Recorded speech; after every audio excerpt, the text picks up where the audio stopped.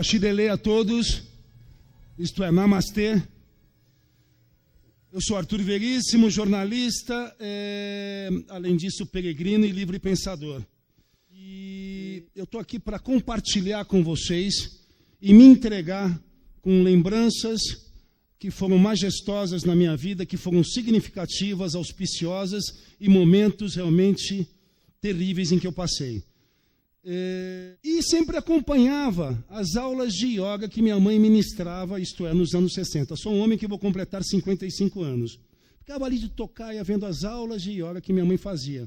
Praticava os esportes que a sociedade nos oferece. E da parte de meu pai, ele tinha uma coleção de discos de jazz, de blues, de rock and roll, de música clássica, além de ter uma biblioteca que, quando eu tinha por volta de 8 anos, eu contei, na época ele tinha 3.500 volumes, 3.500 títulos. E tinha algo que me atraía profundamente, que era os livros de magia, de esoterismo e de psicologia. Jung, Freud, Eliphas Levi, Aleister Crowley, Paramahansa Yogananda, Alexandra David Neal, todos esses nomes contaminavam a minha vida. Principalmente uma coleção de revistas, que era a Revista Planeta. Eu me recordo de um livro dessa dupla, que era Jacques Bergier e Louis Palais, fundadores da Revista Planeta, uma revista fundada nos anos 60. Isso tudo foi fomentando o meu saber pelo esoterismo. A procura, óbvio, no começo era conhecimento emprestado. A partir do momento, a experiência se transformou em sabedoria. Sempre encontrava com os amigos para jogar futebol ou ir no fliperama. Fliperama, para poucos que não sabem o que é o fliperama, é esse modelo jurássico dos Ataris e Nintendos atuais. Num dia, subindo a rua Joaquim Nabuco, no Brooklyn, em vez de ir para o fliperama, entrei numa livraria. Naquele momento, eu entro na livraria e detecto o que diante dos meus olhos? 2 livros saltaram. Aqui sou eu pequeno, junto com a minha família, ali eu jogava meu fliperama e esses 2 livros surgiram. A Semente da Mostarda e Tantra Suprema Compreensão, do grande mestre Bhagwan Sri Rajneesh, que acho que vocês conhecem. Conhecem o Osho aqui? Alguns conhecem o Osho, né? Isso é bom. A partir desse momento, eu vi o endereço ao final, comprei os livros, tinha o dinheiro, tinha que comprar pão, tinha que comprar os frios que minha mãe pedia. Eu gastei todo o dinheiro com esses 2 livros. Fui para casa, fiquei fritando, pensando, fazendo todos os meus estudos comparativos. Nessa época eu tinha 17 para 18 anos. Meu pai tinha um autor que ele gostava muito, chamado Mircea Eliade. Mircea Eliade foi um grande sábio, já falecido, que fazia estudo comparativo de religiões. Esse é o tema que eu quero chegar. Nesse dia eu não consegui dormir, no dia seguinte era sabadão. Quando eu vi o endereço, era 8 quarteirões da minha casa. Privilégio, auspicioso. Disso eu já começava a perceber que o inesperado tem uma longa preparação. Esse era o mote da minha vida. Isso foi uma inscrição do grande poeta sufi Jalaluddin Rumi. Não sei se vocês conhecem Jalaluddin Rumi. A partir desse momento, a sabedoria do inesperado começou a cada vez mais contaminar a minha vida. Num dia, nesse sábado, peguei a bicicleta e fui no endereço. Senti uma música vibrando, uma incandescência no ambiente e um cheiro de incenso. Toquei a campainha, nada. Toquei novamente a campainha, nadinha. Fui espreitando a propriedade, me esgueirei e subi no muro. Aquilo transformou a minha vida. Vi um grupo de pessoas que se chacoalhavam, que fazia a tal da meditação Kundalini, que eu vim a descobrir depois, e eles vestiam roupas dos matizes do rosa ao bordô mais escuro. Voltei, toquei a campainha, fui recebido por uma criatura diáfana. Me lembro dele, Swami Subhuda. A partir daquele momento, durante 2 anos da minha vida, mergulhei profundamente nos saberes, nos conhecimentos e nas práticas corporais das terapias holísticas, na massagem, no tantra, em diversos aspectos aonde que o Bhagwan Sri Rajneesh nos oferecia. Trabalhei durante 3 anos numa companhia aérea.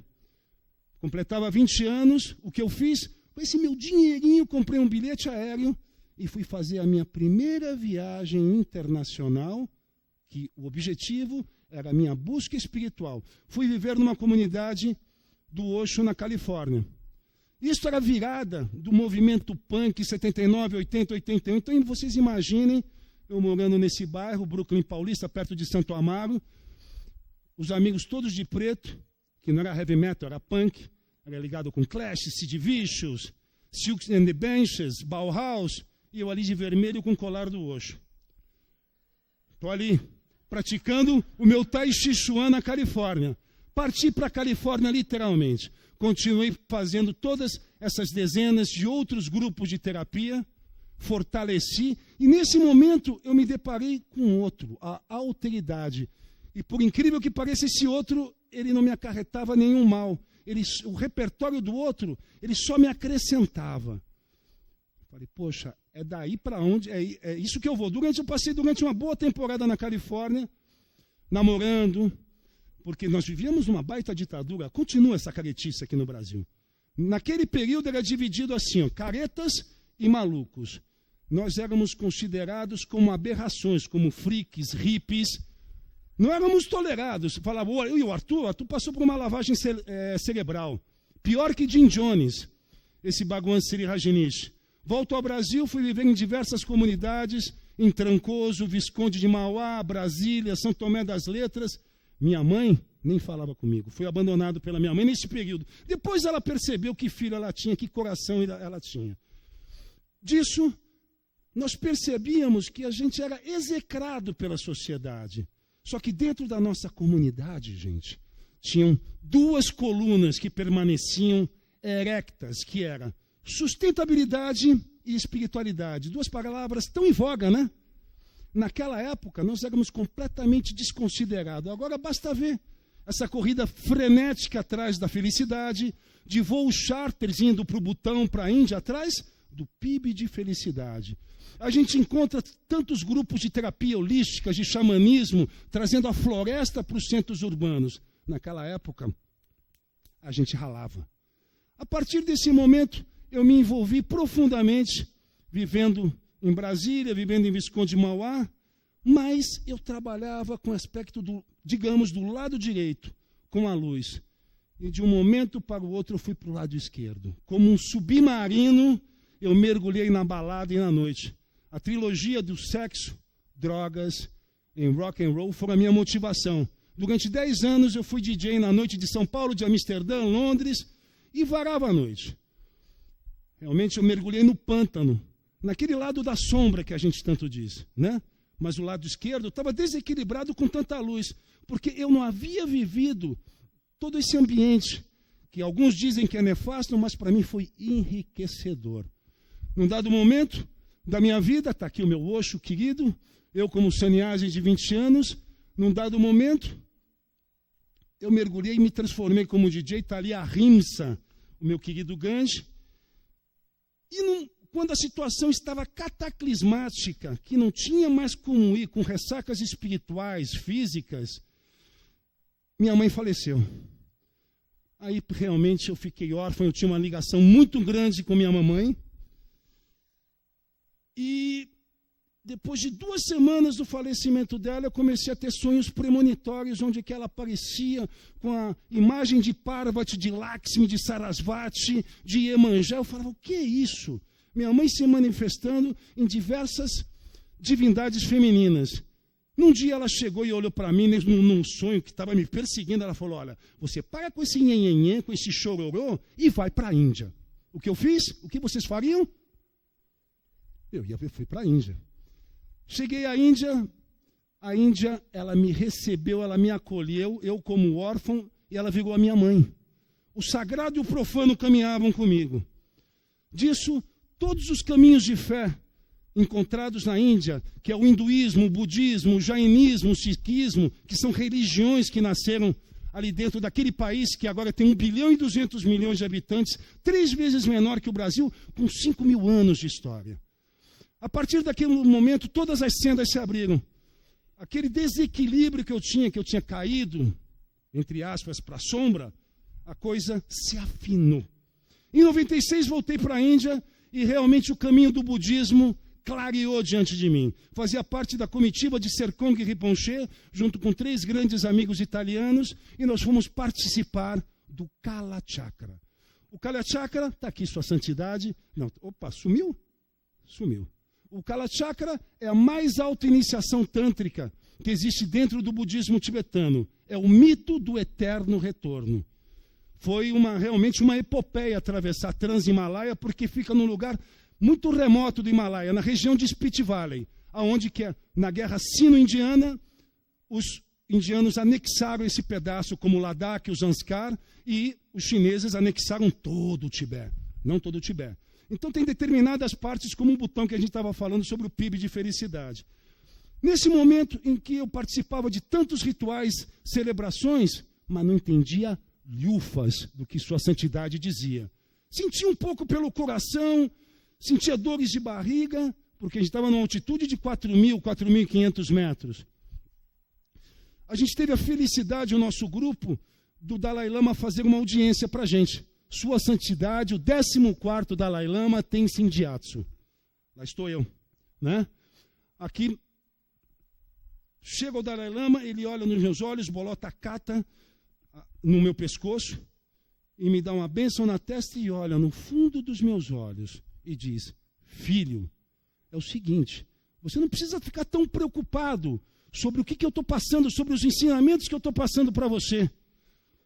Eu fiquei absorto e perguntei a ele, mas o que eu devo fazer? Isso que você está fazendo agora é a linguagem do coração. Não tinha tradutor, não tinha nada. Fiquei, juro, durante 3 meses meu corpo vibrava feito um diapasão. A partir disso, novamente tudo se abriu, fui participar do meu primeiro Kumbh Mela.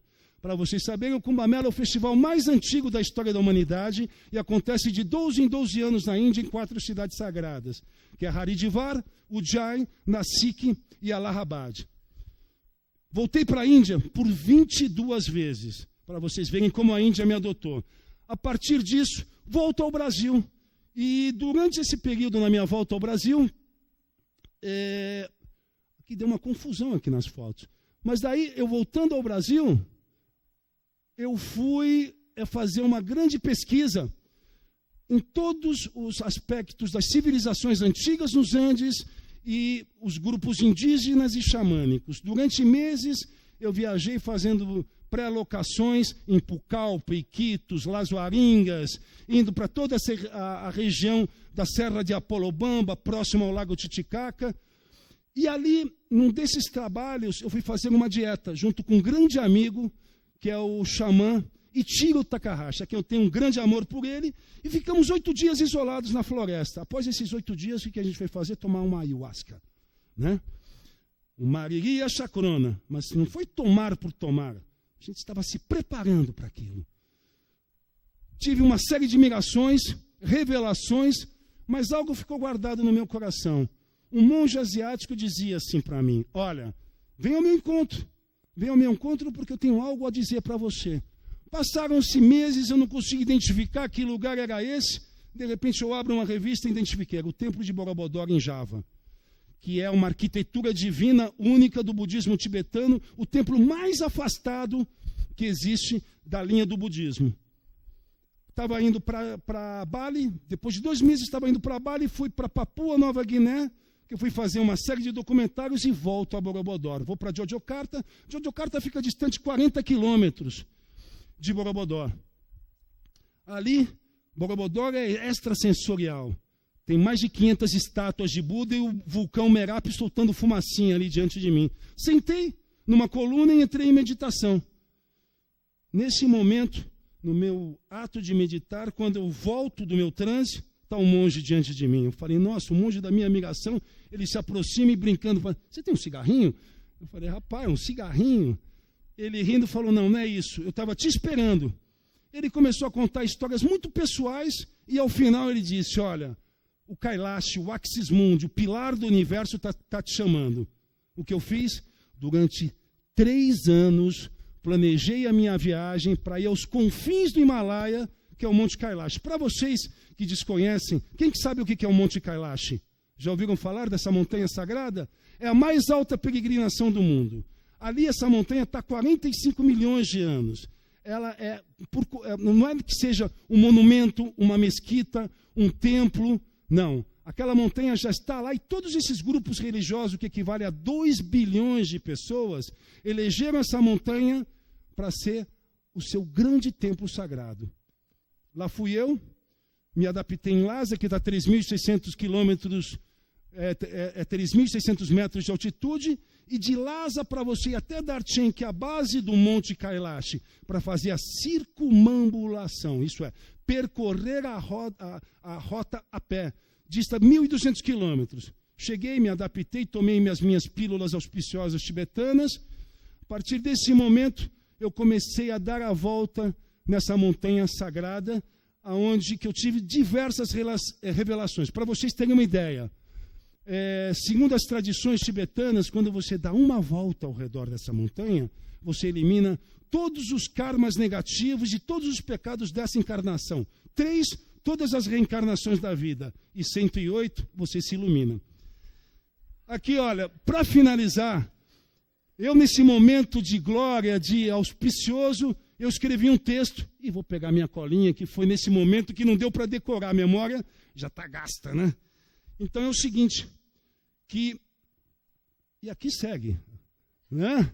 Aqui segue. Então aqui eu cheguei no Monte Kailash, que essa é a montanha sagrada, ela tem uma forma de tetraedro, por isso que ela é uma pirâmide. E eu escrevi isso. Caminhava impulsionado por uma energia fenomenal. Fazer o Kora é como passar por uma máquina de lavar espiritual. O campo energético de cada pessoa é purificado em todos os níveis. À medida que ele entra em sintonia com a frequência elevada da corrente, um verdadeiro trabalho de cura operava no meu espírito. A trilha irradiava uma força tão benéfica e irresistível que problemas outrora considerados insuperáveis se dissolviam a cada respiração. Finalizei a romaria no Belvedere dos Deuses com o Lago Manasorovar.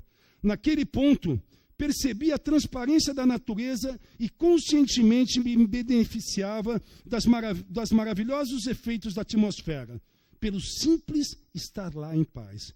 Qual é o segredo do Kailash? A razão de toda esta ligação entre o ser humano e a montanha. Ao final, o Kailash não é mais sagrado que nenhum outro lugar do mundo. Somos nós que o fazemos assim. Como um espelho, a montanha reflete de volta a divindade que temos em nossa alma. Reaprendemos a andar, olhar, escutar, respirar e conectar. Essa sensação de liberdade sem fronteiras é um presente enigmático do Kailash. Nós todos somos seres espirituais vivendo uma experiência humana na Terra. É isso que eu tenho a dizer. Namastê a todos. Uau! Só que eu tenho um ponto para vocês, que eu sou essa metamorfose ambulante. E aqui eu faço uma oferenda ao grande mestre da sociedade alternativa brasileira. Toca Raul, rapaz!